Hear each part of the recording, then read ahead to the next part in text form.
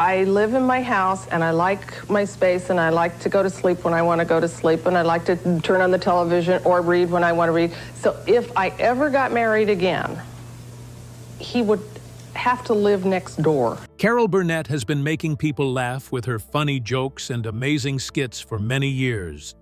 However, now 92, even with her many smiles and important success, she still remembers one particular time she regrets being on set. One particular episode in 1977 had such a serious emotional effect on her that she never watched it again. She still feels sorry about it today. What made this scene so sad for a woman who is so brave on stage? Why does this one show still stay in her mind after all these years? Join us in this video as we discuss the details. The one episode from 1977, Carol Burnett still regrets. In 1977, Carol Burnett did a very serious and sad sketch on her show called The Gong Show. In this scene, she played her character named Eunice Higgins. Eunice was a woman who had many disappointments and heartbreaks in her life. In this special sketch, Eunice goes on a talent show because she really believes that singing her heart out might finally make her famous and loved. She thinks that maybe, just maybe, this is her big chance to shine and feel important. However, the judges start to laugh at her and make fun of her when she sings, instead of praising or supporting her. They see someone to make fun of, not her dream. She then failed in front of everyone when they hit the gong to stop her. It was an extremely cruel and harsh moment. Carol played it so convincingly that it seemed real. You could sense the depth of her hurt and see the anguish in her eyes. Carol claimed she would never be able to watch it again after completing that sketch. Never for once did she want to see it. She said that because it brought to mind her sufferings and the hard times she went through as a child, it was too real for her. Carol knew what it was like to have big dreams and to be laughed at or pushed away. That is why the sketch hit her so hard in her heart. Even though the audience and critics called the sketch brilliant and powerful, it was too painful for Carol. She didn't want to relive those feelings. This one episode was so strong that it led to a TV movie called Eunice and later a spin-off sitcom called Mama's Family. However, Carol later left that show because she did not agree with the way it was going. She wanted it to be true to the story, but it changed too much for her. What kind of battles was Carol fighting when the cameras stopped rolling and the stage lights went out? Stay tuned for more. The untold battles beyond the stage. Besides her work life, Carol's personal life was also hard and full of struggles. Carol married Don Saroyan in 1955. At first, they loved each other very much and had big dreams together. But as time went on, things started to fall apart. They separated on Christmas Day in 1959, which was supposed to be a happy time, but for them, it was a very sad and painful moment. They officially got divorced in 1962. Don had a very sad life after that. His daughter from another relationship died, which broke him. He was never able to succeed in his acting career like he had hoped. He started to feel very down and turned to drinking. Alcohol took over his life, and he became very unhappy and lost. In 1990, he died at the age of 62. Carol and Don had shared dreams once, but they both went down very different paths. After her first marriage ended, Carol met Joe Hamilton. Joe was a well-known TV producer who had already been married before and had 8 children from that first marriage. Carol and Joe got married in 1963. Together, they had 3 daughters, which made their family even bigger and very lively. Sadly, Carol also had a miscarriage in 1965, which brought her deep sadness. Their house was always full of people, kids running around, noise and activity. It was never quiet. Joe was very successful in his career and won 5 Emmy Awards as a producer. In 1976, Carol faced a big fight to protect her name. A gossip magazine called the National Enquirer wrote a false story saying that Carol was drunk at a restaurant.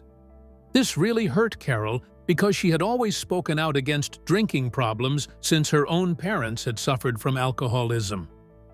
She had tried to be a voice against alcohol misuse for many years. She felt betrayed and deeply upset. Carol decided to take the magazine to court because she wanted to clear her name.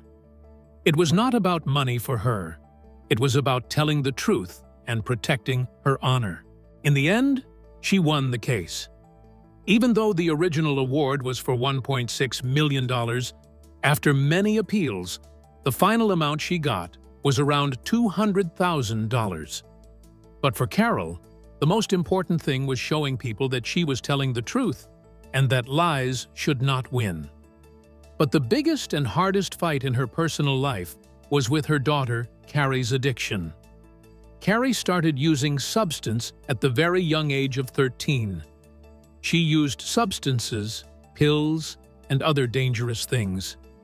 Carrie felt a lot of pressure because she was Carol Burnett's daughter. She wanted to escape from that big shadow and just feel like her own person, not just Carol's daughter. From 1976 to 1999, Carol did everything she could to help Carrie. She sent her to different rehab centers to try to save her. Each time, she hoped that maybe this time would work. But it was very hard. At one point, Carrie even ran away from a rehab center in Texas. Carol was so scared. She thought she might lose her daughter forever. Carol fought with all her strength to bring Carrie back and help her find a better life. Carol Burnett's life shows us that even people who make us laugh the most can have deep pain and big struggles behind the scenes. She fought many battles, both on stage and at home, and her story is one of strength and love, even in the hardest times. How did Carol Burnett's close friendships and difficult conflicts with her co-stars shape the energy and success of her legendary show? Let's find out. Carol Burnett's on-set conflicts and bonds with her co-stars. The Carol Burnett Show, a variety show that ran from 1967 to 1978 and took home 25 Emmy Awards, helped make Carol Burnett famous. She also showed her amazing timing in comedy films like Annie, in which she acted as Miss Hannigan, and Noises Off. Despite working with a lot of celebrities, not all of her relationships were easy. One unexpected disagreement was with her show's main cast member, Harvey Korman. Carol was raised by her grandmother in San Antonio, Texas, where she was born. Later, in order to follow her Broadway dreams, she relocated to New York City. She eventually landed a spot on The Gary Moore Show, which allowed her to show her comedic talent and prepared her for her own program.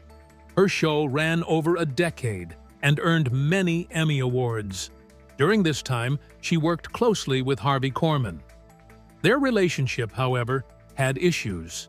In her 2016 memoir, In Such Good Company, 11 Years of Laughter, Mayhem, and Fun in the Sandbox, Burnett shared details of a serious conflict. This happened during the show's 7th season, in an episode featuring guests Tim Conway and Petula Clark, both known for being kind and professional. On that day, Korman was in a bad mood and acted rudely, even to the guests.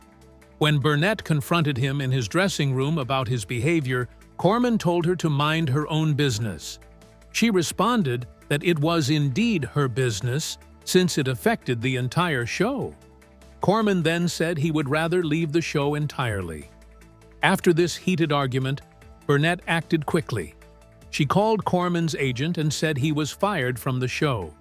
Then she told Korman directly that he was free to leave because of his poor behavior. Korman shocked everyone by apologizing and asking what he could do to fix things. Burnett agreed to give him another chance, but only if he promised to be joyful and respectful to everyone. Corman agreed and did follow her terms. Eventually, they repaired their relationship, and Corman came to respect her more because she stood up for herself and the show. Meanwhile, Burnett also had a special relationship with Vicki Lawrence, who joined The Carol Burnett Show as a young actress. Unlike her experience with Corman, Burnett's bond with Lawrence was friendly and smooth. The two looked so much alike that many thought they might be related. They shared similar interests and tastes and were both more comfortable around men than other women. Lawrence made it clear that she saw Burnett as a friend, not a sister. But their strong relationship wasn't always without challenges. At one point, Lawrence felt she wasn't paid fairly compared to male co-star Lyle Waggoner. When she asked for equal pay, the producer refused, saying Waggoner had a family to support. Lawrence, reflecting the gender pay gap of the time, accepted the decision despite his disappointment. Their relationship started when Lawrence's mother urged her to write Burnett a letter of admiration. Despite CBS executives' reluctance because of Lawrence's inexperience, Carol decided to take a chance on him because she was searching for someone to play her younger sister on the show. Burnett fought for her, calling her a diamond in the rough. After The Carol Burnett Show ended, both Corman and Lawrence went on different paths.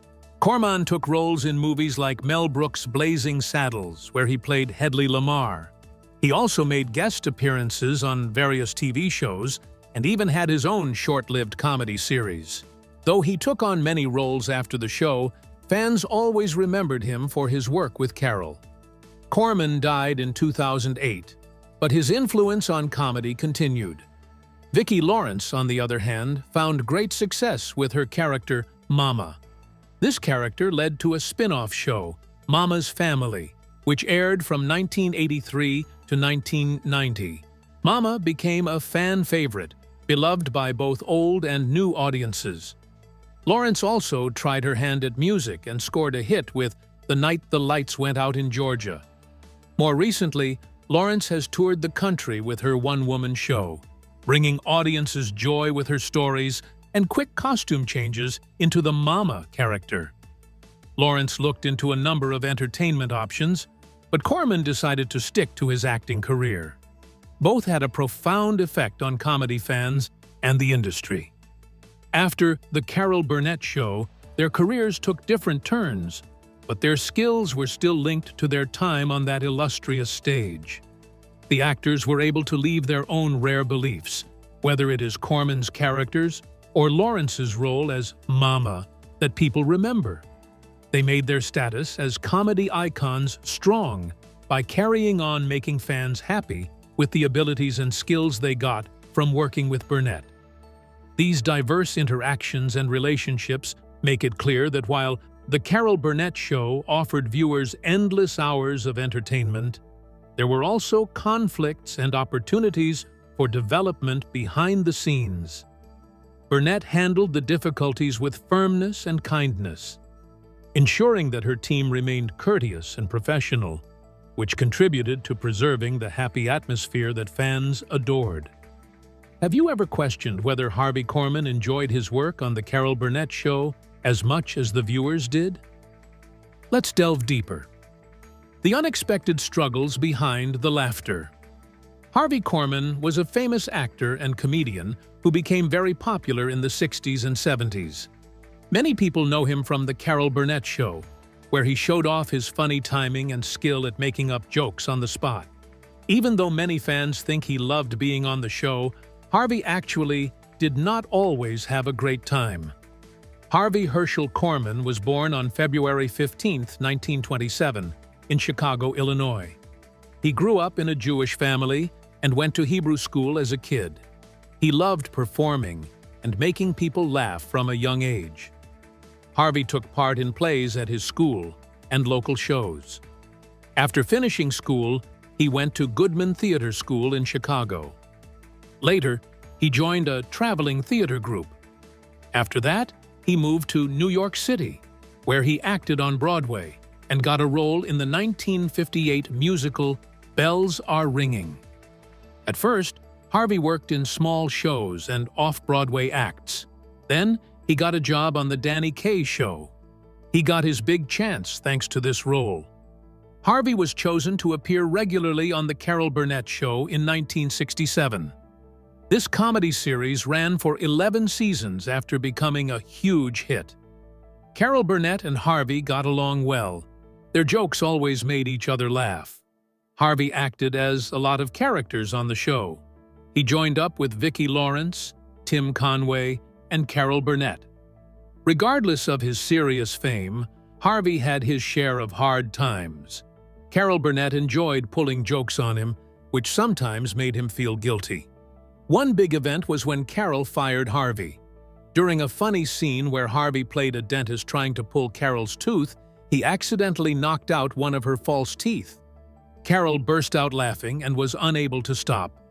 Although the fans enjoyed this humorous moment, Carol became irate and temporarily fired Harvey. He returned later, but for a while he played a smaller part. Harvey remained a fan favorite despite this issue, and he eventually got his own show. Harvey's other comedic skits were also well known. In one famous sketch, The Oldest Man, he played an elderly man who was always in trouble and was lethargic and forgetful. In one scene, he was stuck in a bank vault and tried ridiculous ways to get out, like talking to the money or using a drill. Another fun sketch was The Family, in which Harvey played a father trying to keep his family in line. Harvey portrayed a nervous politician in the sketch The Politician, who was attempting to deliver a speech while the microphone kept breaking.